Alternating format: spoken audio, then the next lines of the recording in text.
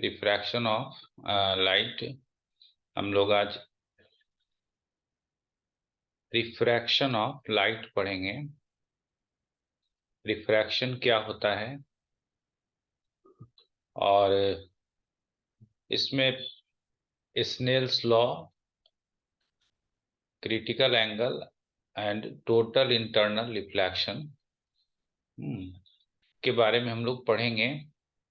First of all we will understand that what is refraction. Refraction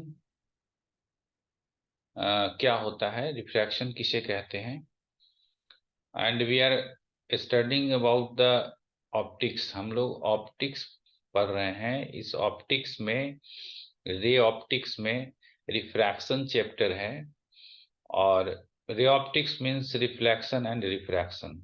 आपको ये समझना है कि रे ऑप्टिक्स का मतलब हो गया कि रिफ्लेक्शन और रिफ्रैक्शन, ठीक है, जिसमें हम लोग रिफ्रैक्शन को आज देख रहे हैं कि रिफ्रैक्शन क्या होता है। तो रिफ्रैक्शन का मतलब क्या हुआ, रिफ्रैक्शन किसको कहते हैं हम लोग। तो रिफ्रैक्शन का मतलब हुआ कि आ, कोई भी रे ऑफ लाइट जब एक मीडियम से दूसरे मीडियम में जाती है तो ये अपने पाथ से डेविएट कर जाता है। आप सपोज कर लो कि कोई रे ऑफ लाइट इस पे इंसिडेंट हुआ, ray of light incidents on this plane of surface. ये दो मीडियम को डिवाइड कर रहा है। आप सपोज कर लो कि यहाँ पर यह एयर है और यह वाटर है। The ray incident at this surface, हाँ, और ये फिर क्या होगा, यहाँ से बेंड कर जाएगा, ठीक है। तो bending of light when going from one medium to another medium is said to be refraction of light। इसी को हम लोग रिफ्रैक्शन ऑफ लाइट कहते हैं। और सबसे इंपॉर्टेंट है कि रिफ्रैक्शन ऑफ लाइट से आपके बोर्ड्स में क्वेश्चन को रहना ही रहना है। या तो आपको न्यूमेरिकल्स होंगे या इससे रिलेटेड क्वेश्चंस होंगे। इसलिए this becomes too much important for the board से स्टूडेंट, रिफ्रैक्शन ऑफ लाइट। तो रिफ्रैक्शन ऑफ लाइट का मतलब हो गया कि bending of light from one medium to another medium, when goes from one medium to another medium. कोई भी light जो है अगर एक मीडियम से दूसरे मीडियम में जाती है तो अपने पाथ से बेंड कर जाती है और इसी को हम लोग रिफ्रैक्शन कहते हैं। लेकिन एक बात जो है वो बहुत इंपॉर्टेंट है, जो आपको ध्यान में रखना है। वो बात क्या है कि refraction and reflection are the two important parts of the ray optics. Just I have told you कि एक रिफ्लेक्शन है ना, एक आपको रिफ्लेक्शन देखना है कि रिफ्लेक्शन में first of them is reflection,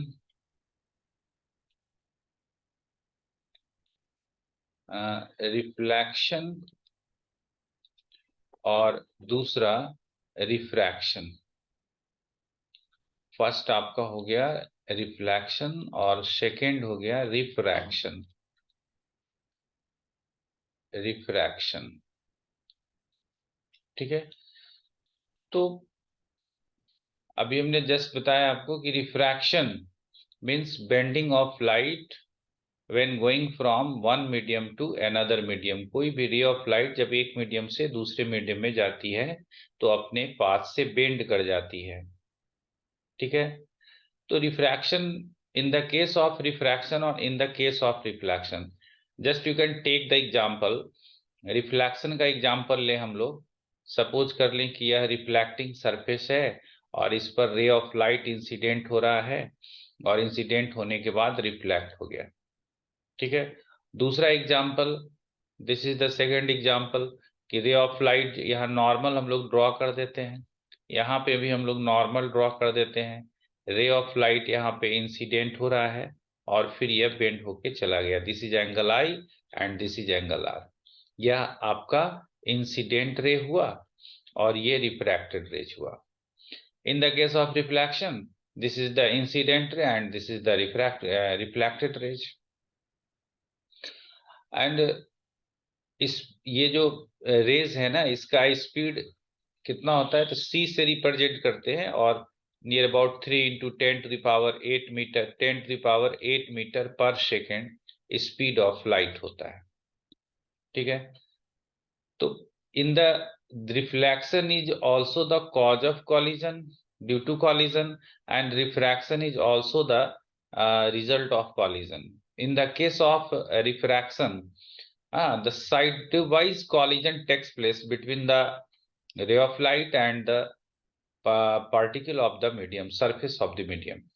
ठीक है, क्योंकि जो लाइट है उसके दो नेचर होते हैं, है ना, एक पार्टिकल नेचर होते हैं और दूसरा वेव नेचर होता है। ठीक है, तो यहाँ पर भी ये कॉलिजन ओबे करता है, and due to this collision they deviates from its path, ये अपने पाथ से डेविएट कर जा रहा है। ठीक है, इन द केस ऑफ रिफ्लेक्शन आपको याद रखना है कि स्पीड कांस्टेंट होता है। रिफ्लेक्शन के केस में जो इंसिडेंट रे है और यह जो रिफ्लेक्टेड रेज है, दोनों की स्पीड सेम होती है। But in the case of refraction the speed does not remain constant, इसके स्पीड कांस्टेंट नहीं होते हैं, है ना। एयर में, इन केस ऑफ एयर, जब आप एयर की बात करेंगे तो एयर में स्पीड, हाँ, स्पीड ऑफ लाइट जो है, speed of light will B maximum, सबसे ज्यादा, है ना, कहाँ होता है, तो एयर में विल बी मैक्सिमम। एयर, या आप इसको वैक्यूम और एयर, ठीक है ना, वैक्यूम और एयर में स्पीड ऑफ लाइट सबसे अधिक होता है। उसके बाद जब ये दूसरे मीडियम में जाता है तो इसका स्पीड घट जाता है। Then why the speed of light decreases. अब आपको समझना है कि स्पीड ऑफ लाइट डिक्रीज क्यों होता है, क्योंकि because in the case of refraction के केस में, है ना, द फ्रीक्वेंसी रिमेन्स कांस्टेंट, है ना, फ्रीक्वेंसी कांस्टेंट होता है। इन the case of refraction frequency remains constant, ठीक है, while the wavelength will be change, है ना, वेवलेंथ क्या होते हैं, चेंज कर जाते हैं, डज नॉट कांस्टेंट। वेवलेंथ जो है यह कांस्टेंट नहीं होगा।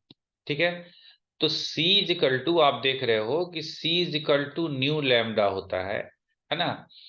तो c is equal to nu lambda में लैम्डा अगर चेंज कर जा रहा है और फ्रीक्वेंसी कांस्टेंट होगी, तो आप खुद ही समझ सकते हो कि स्पीड जो है वो घट जाएगा, बढ़ेगा किसी भी हाल में नहीं। If the rays of light goes from vacuum to air, यदि वैक्यूम और एयर टू एनी मीडियम, किसी भी मीडियम में जाएगा तो लाइट की स्पीड घट जाएगी, है ना। फिर जब वो उस मीडियम से फिर एयर में आएगा तो फिर लाइट की स्पीड उतनी ही हो जाती है, तब नहीं घटेगी। देन आपके दिमाग में ये क्वेश्चन उठ सकता है कि जब एयर से किसी भी मीडियम में लाइट जा रही है, तो लाइट जाने पर क्या हो रहा है कि स्पीड घट जा रहा है, और फिर डिफरेंट मीडियम से होकर जाने के बाद अगर लाइट फिर एयर में जाती है, तो वहां पे स्पीड ऑफ लाइट मैक्स फिर उतना ही हो जाता है जितना पहले था। ऐसा क्यों हो रहा है, क्योंकि लाइट की एनर्जी चेंज नहीं होती है, लाइट का स्पीड चेंज होता है। एनर्जी का रिलेशन फ्रीक्वेंसी से होता है, and in both the cases, either in reflection और in refraction, the frequency remains constant. And in the case of reflection, है ना, जब आप रिफ्लेक्शन की बात करेंगे तो इसमें इसकी फ्रीक्वेंसी भी कांस्टेंट होती है ना, फ्रीक्वेंसी कांस्टेंट होगा और वेवलेंथ भी कांस्टेंट होगा, वेवलेंथ रिमेन्स कांस्टेंट, वेवलेंथ भी कांस्टेंट होगा। But in the case of refraction only frequency will be constant while the wavelength will be changed, and due to the change in wavelength, है ना, the speed of light will be changed, जो light का speed है वो change कर जाता है। ठीक है, तो आप समझ रहे हो कि ये this is the case of refraction, ये आपको रिफ्रैक्शन का केस है है ना, और रिफ्रैक्शन के केस में लाइट की स्पीड घट जाती है। दूसरा जो पॉइंट है, ये तो दिस इज फर्स्ट पॉइंट, और दूसरा पॉइंट क्या है कि इन द केस ऑफ रिफ्रैक्शन, है ना, रिफ्रैक्शन के केस में जो भी लाइट सरफेस पे इंसिडेंट होता है वो पूरा का पूरा रिफ्रैक्ट नहीं होता है, some of the part will be reflected, है ना, इसका एक पार्ट जो है वो रिफ्लेक्ट हो जाता है। That we will discuss in further topic, हम लोग इसी में आगे टॉपिक में डिस्कस करेंगे कि 100% रिफ्रैक्शन संभव नहीं है, ठीक है ना, some of the part will be reflected. आप you can just take the examples कि आप अगर किसी भी वाटर टब में, किसी कमरे में वाटर टब में आप टॉर्च जलाई, वाटर टब के ऊपर से टॉर्च जलाएंगे, तो टॉर्च जलाने के बाद जैसे ये वाटर टब है सपोज कर लीजिए, है ना, और इस वाटर टब में वाटर भरा हुआ हो, है ना, और अगर इसमें आप लाइट, टॉर्च से लाइट जलाएंगे, ठीक है, तो ये लाइट यहाँ पे आएगा और फिर ये बेंड कर जाएगा और कुछ पार्ट जो है आपको लाइट रिफ्लेक्ट होगा, जो आप सीलिंग पे देखेंगे कि लाइट जा रहा है। तो 100% रिफ्रैक्शन पॉसिबल नहीं है ना, तो 100% रिफ्रैक्शन पॉसिबल नहीं है, सम ऑफ द पार्ट, यहाँ पर आप लिखेंगे कि in case of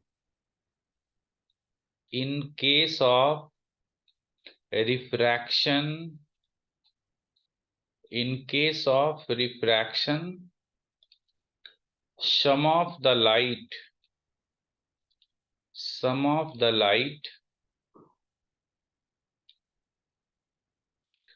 will be reflected, है ना, क्या होगा, some of the light will be reflected, कुछ लाइट जो है वो रिफ्लेक्ट हो जाएंगे in the case of refraction, ठीक है।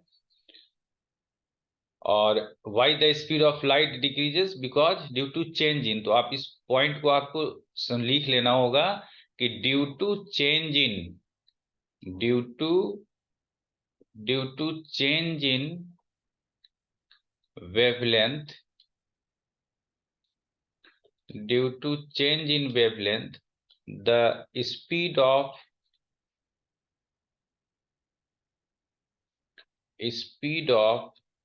light will be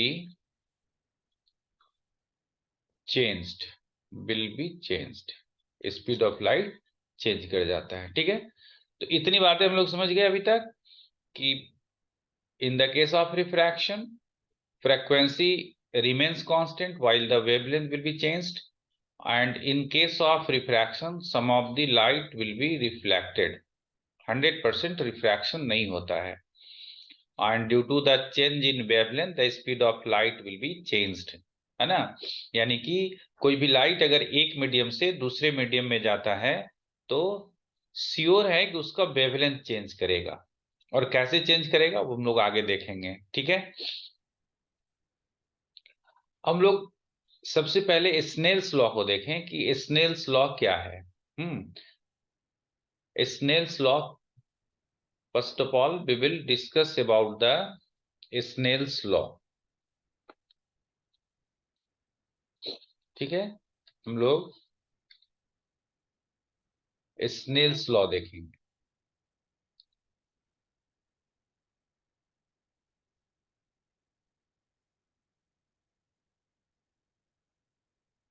Snell's law, ठीक है।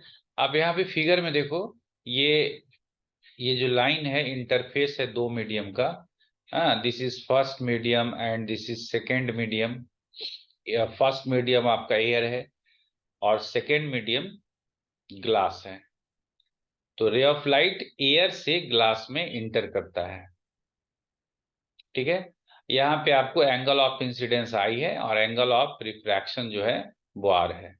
तो स्नेल्स लॉ क्या है ना, तो स्नेल्स लॉ ऐसे लॉज ऑफ रिफ्रैक्शन के नाम से हम लोग जानते हैं।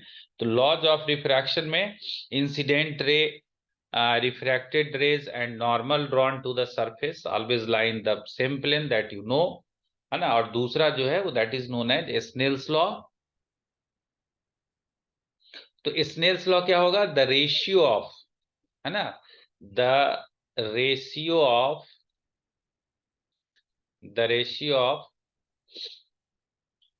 Sign of angle of incidence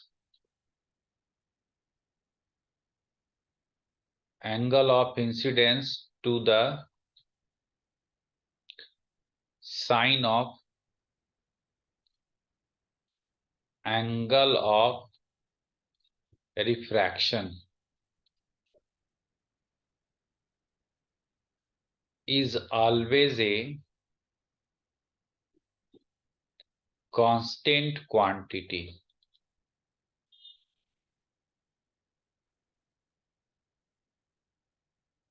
is known as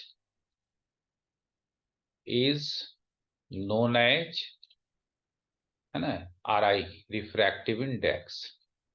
ठीक है, तो यहाँ पे ये जो रिफ्रैक्टिव इंडेक्स है इसको हम लोग म्यू से रिप्रेजेंट करते हैं, और म्यू इज इक्वल टू हो जाएगा sine I by sine R. ठीक है, sine I by sine R that is mu, और म्यू आपका RI हो गया। अब सवाल है कि किस मीडियम का RI हुआ। तो जिस आपको ध्यान रखना है कि जिस मीडियम में रिफ्रैक्शन होगा उस मीडियम का RI बताएगा। तो हम यहाँ पे 1 माने, इसको 2 माने हैं, तो यह that can be written as 1 mu 2, यहाँ 1 और यहाँ 2 लिख देंगे। ऐसे यहाँ भी लिखा जाता है 1 म्यू 2, आप ऐसे भी 1 म्यू 2 लिख सकते हो। ठीक है, तो 1 mu 2 is equal to sine I by sine R. और यहाँ पे 1 म्यू 2 का मतलब क्या हुआ? 1 म्यू 2 का मतलब हुआ RI of 2 with respect to 1, यानी कि ये जो रिफ्रैक्टिव इंडेक्स का फॉर्मूला मिला है ना, यह है दूसरे मीडियम का RI पहले मीडियम के कंपैरिजन में, with respect to the first medium के रेस्पेक्ट में, है ना, दूसरे मीडियम का RI हुआ। दैट मीन्स आप इसको समझ सकते हैं कि यह क्या है, this is not the absolute RI, यह एब्सोल्यूट RI नहीं है। यह दिस RI यानी कि यह with respect to the first medium, यह पहले मीडियम के रेस्पेक्ट में दूसरे मीडियम का RI है। ठीक है ना, एंड ये RI चेंज होने से ही रिफ्रैक्शन होता है। If the RI of suppose if the RI of air and the another medium are same, then no refraction takes place। no refraction का मतलब लाइट बेंड नहीं करेगा। ठीक है, तो यहां पर जो हम लोग स्नेल्स लॉ से निकाल रहे हैं, this is RI of 2 with respect to 1 and this is not the absolute RI। इसलिए हम लोग एब्सोल्यूट RI की बात करेंगे कि एब्सोल्यूट RI क्या होता है ना, absolute refractive index, absolute RI, है ना। तो absolute RI that is mu is equal to C by V, mu is equal to C by V। ठीक है, यानी कि speed of light in vacuum, आप इसको लिख सकते हैं speed of light in vacuum, और आप एयर भी दे सकते हैं, upon speed of light in medium.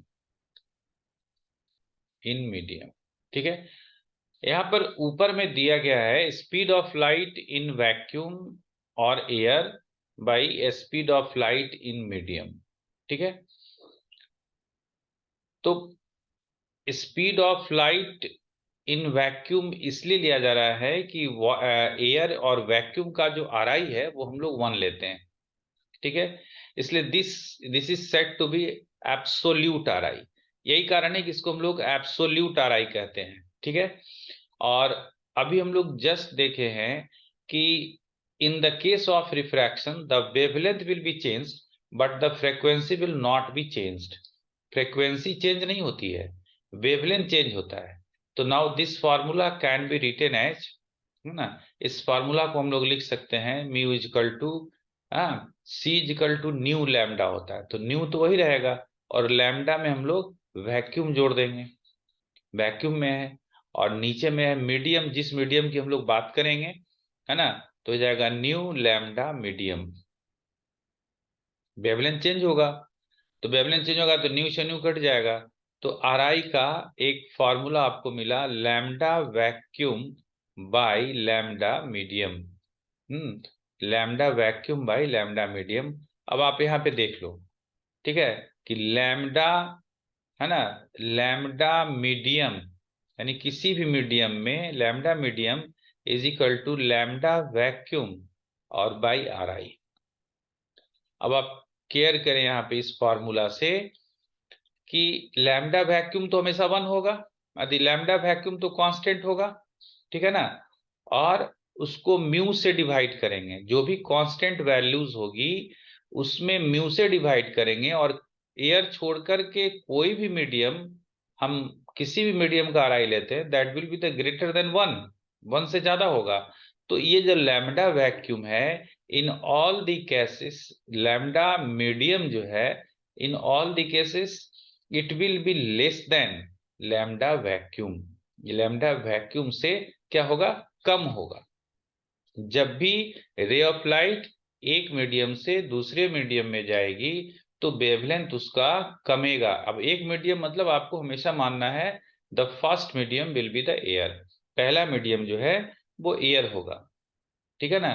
तो एयर से किसी भी मीडियम में अगर रे ऑफ लाइट इंटर करती है तो उस केस में उसका जो वेवलेंथ है ना, वो घट जाएगा. और जब उसका वेवलेंथ घट जाएगा तो आप फॉर्मूला ले लो, तो फॉर्मूला में C is equal to nu lambda होता है, ठीक.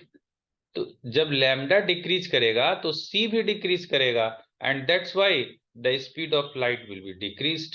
और यही कारण है कि लाइट की स्पीड जो है वो डिक्रीज कर जाती है.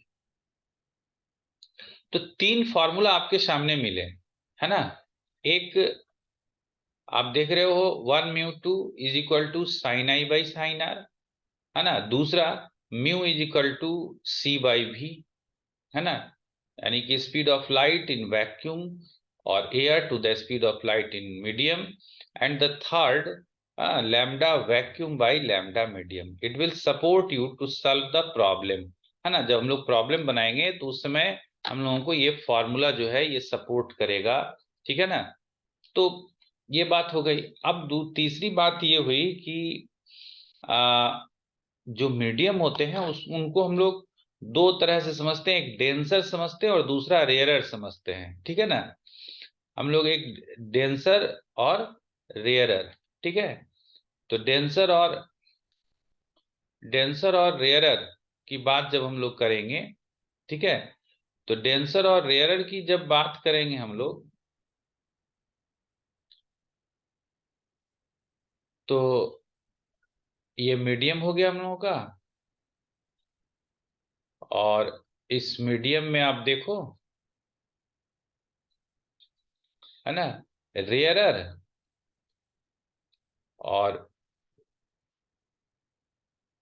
और दूसरा डेंसर. तो रेयर और डेंसर में हम लोग ऑप्टिकली डेंसर और ऑप्टिकली रेयर की बात करते हैं, है ना. तो जैसे एयर, वाटर और ग्लास आप ले लो, तो एयर और वाटर के कंपैरिजन में वाटर डेंसर हो जाएगा क्योंकि उसकी डेंसिटी ज्यादा होती है और एयर की कम होती है. और वाटर और ग्लास के कंपैरिजन में, है ना, ग्लास की डेंसिटी अधिक होगी और ग्लास आपका डेंसर हो जाएगा, वाटर जो है वो रेयर हो जाएगा. तो कोई भी medium, they do not it is not said to be they are either denser or the rarer. वो डेंसर है या रेयरर है ये बात नहीं बोला जा सकता है, क्योंकि वो कंपैरेटिवली हम लोग बताते हैं कि एयर के रेस्पेक्ट में यह डेंसर होगा या वाटर के रेस्पेक्ट में यह डेंसर होगा, ठीक है. तो डेंसर और रेयरर मीडियम में भी हम लोग बात समझ गए. और जब भी कोई रे ऑफ लाइट डेंसर से रेयरर से डेंसर में जाती है तो नॉर्मल की ओर बेंड कर जाती है, और डेंसर से रेयरर में जब कोई भी रे ऑफ लाइट जाएगी तो वो है ना नॉर्मल से अवे चला जाता है। तो ये बात आपको समझनी है। अब इसके बाद हम लोग क्रिटिकल एंगल की बात करेंगे कि क्रिटिकल एंगल क्या होता है, ठीक है ना। क्रिटिकल एंगल किसको कहते हैं, और टीआईआर क्या होता है, टोटल इंटरनल रिफ्लेक्शन क्या होता है, ठीक है। तो we will discuss the critical angle and the TIR in the next video. ठीक है, we will meet in the next video.